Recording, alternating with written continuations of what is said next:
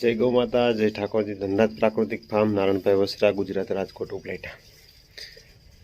ચાલો મિત્રો, આપણે બતાવીએ કે વારે વારે ગાય રિપીટ થાય અને એમાં આપણે ક્યાં મિસ્ટેક કરીએ અને ખૂટ વગર શું પ્રશ્ન બને. ચાલો બતાવવાનો. ગાય છે ને છેલ્લા 4 દિવસથી આ રીતની આછી પાણી જેવી લારું નાખે છે, પણ હજી ખૂટ નથી આવી.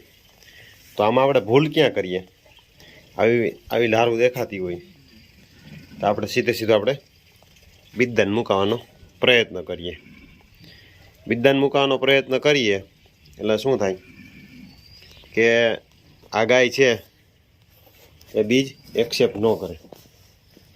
હવે સ્વાભાવિક છે, હવે એ હજી કમ્પ્લીટ ખૂટ નથી આવી ત્યાં સુધી શું બને? તો આ બે નંદી છે, આ બાજુમાં જ છે, બેઠા છે, પણ તેમ છતાં આ ગા જો લારું નાખે છે, આ તમે જોઈ શકતા છો વિડીયોમાં સ્પષ્ટ, હાવ આછી પાણી જેવી લારું છે. હવે ડૉક્ટર એઆઈ કરવા આવે તો એ પણ કહે, કેમ કે નોર્મલી થોડું ઘણું હજી મુખ ખુલ્લું હોય, ન ખુલ્લું એવું ન બને, બરાબર? તો ડૉક્ટર આવે તો એ શું કહે? ના ભાઈ હાલો કમ્પ્લીટ રેડી છે. એટલે એ આવીને એઆઈ કરી જાય. એઆઈ કરી જાય એટલે પ્રશ્ન એ બને કે આ ગા છે એ ગાભ ઝીલે નહીં. આ ખૂટ આજથી પકડવાનું ચાલુ કર્યું છે આને, પણ કમ્પ્લીટ હજી ઉગતી નથી અને લગભગ આજ ફાલ છે એની, અને કાલે હજી ફાલે કે ન ફાલે એ પણ હજી કંઈ નક્કી નથી. પણ આજની તારીખમાં તો જો આવે તો થવા તો નથી જ દેવાની, કેમ કે આજે એકી તિથિ છે, પાંચમ, એને હિસાબે એને લઈને. અને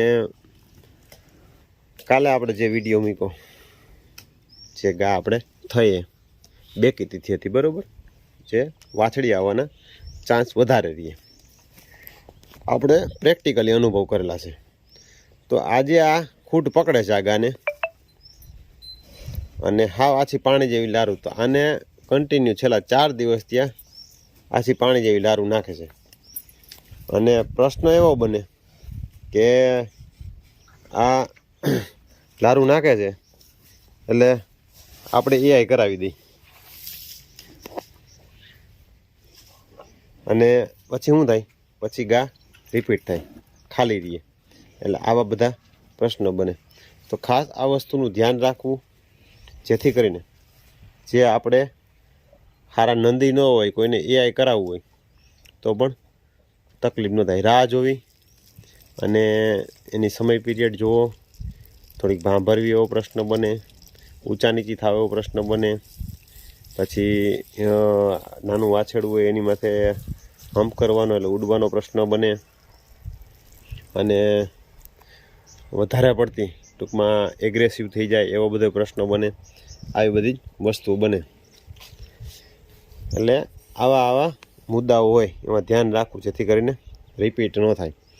અને ખાસ કરીને નંદીથી એમનેમ ફરે એ બેસ્ટમાં બેસ્ટ, અને એમાંય ખાસ કરીને બેકી તિથિની ફરે તો વધારે પડતા વાછડી આવવાના ચાન્સ રીએ ને રીએ.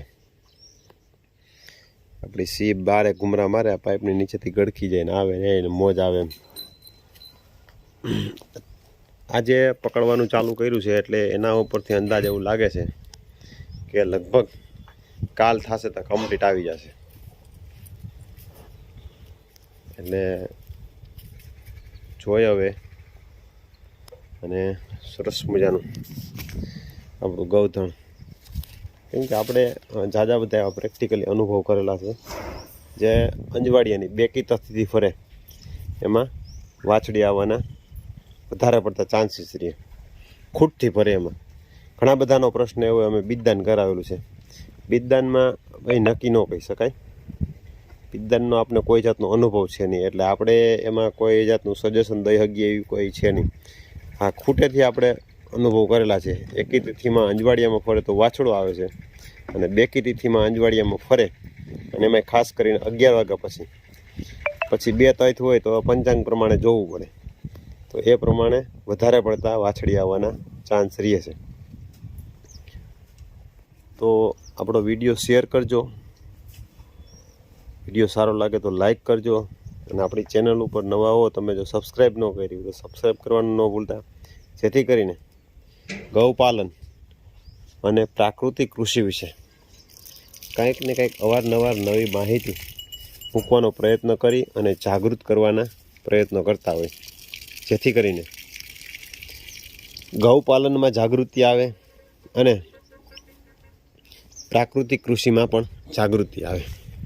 ઘણા બધા પ્રશ્નો એવા પણ હોય કે તમે આપણે ઘણા બધા નંદી જોઈ એના ટેસ્ટિકલ આ રીતે એટલા બધા ફિટનેસવાળા ન હોય. આ તમે આપણો લીલડો છે એનો જુઓ, પછી આપણે આ રુદ્ર છે એનો જુઓ, એ પણ ઘણા બધા ભાગ ભજવે છે. પણ એ એક આખો અલગ વિષય છે, એક આખો અલગ મુદ્દો છે. એમાંય ઘણા બધા રોલ ભજવે છે. બાય ચાન્સ ઘણા એવા નંદી હોય જે વાછડીએ વ્યાતા હોય, એવા અલગ હોય એવા નંદી, પણ એ એકાદા બે વાળો પૂરો થાય પછી ખ્યાલ આવે એનો. અને આપણે હજી ચાલુ થયા એને 1.5 થી પોણા 2 વર્ષ થયા, અને આપણે તો સીમિત ગાયોમાં અહીંયા ફાલે છે.